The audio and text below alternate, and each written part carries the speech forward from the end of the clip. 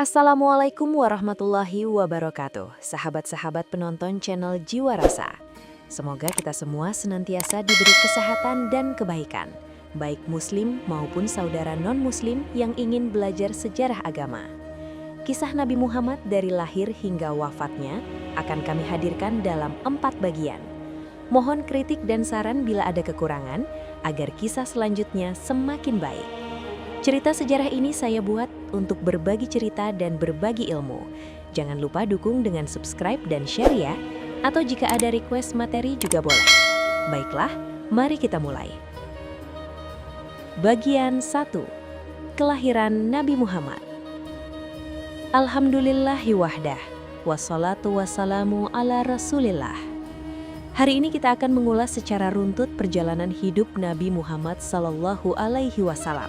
Dari kelahiran hingga wafatnya. Inilah kisah tentang zaman terbaik dalam sejarah Islam, masa ketika Nabi hidup bersama para sahabatnya. Nabi Muhammad Sallallahu Alaihi Wasallam lahir di Mekah pada hari Senin, bulan Rabiul Awal, pada tahun yang dikenal sebagai Tahun Gajah. Disebut Tahun Gajah karena pada tahun itu terjadi peristiwa penyerangan Ka'bah oleh pasukan Abrahah dari Yaman yang membawa gajah. Allah menghancurkan pasukan tersebut dengan burung ababil sebelum mereka mencapai tujuan. Beberapa riwayat sejarah menyebutkan peristiwa-peristiwa luar biasa yang terjadi saat kelahiran beliau.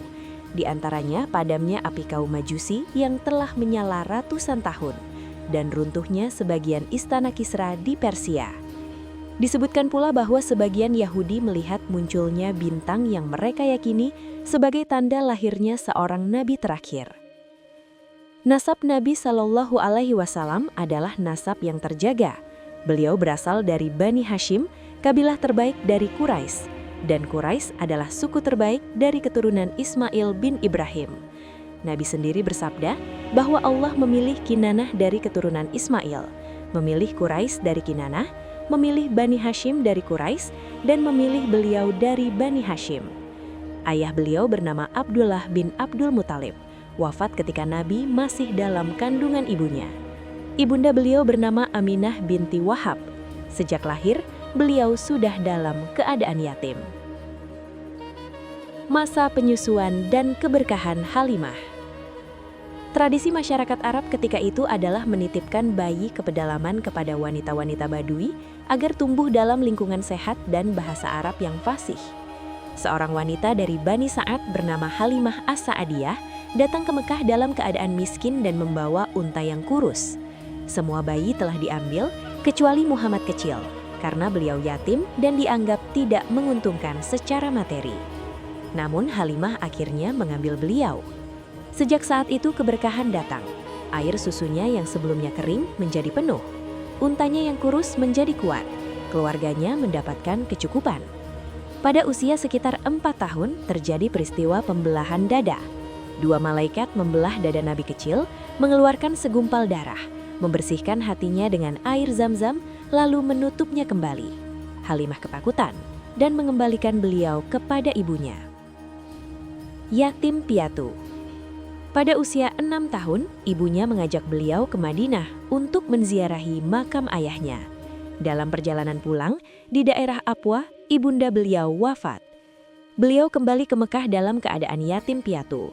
Kakek beliau, Abdul Muthalib, merawat beliau selama 2 tahun. Setelah Abdul Muthalib wafat, tanggung jawab berpindah kepada pamannya, Abu Thalib. Abu Thalib sangat mencintai beliau dan melindungi beliau, meski hingga akhir hayatnya tidak masuk Islam. Masa remaja dan perdagangan. Pada usia 12 tahun, Nabi ikut berdagang ke Syam bersama Abu Thalib.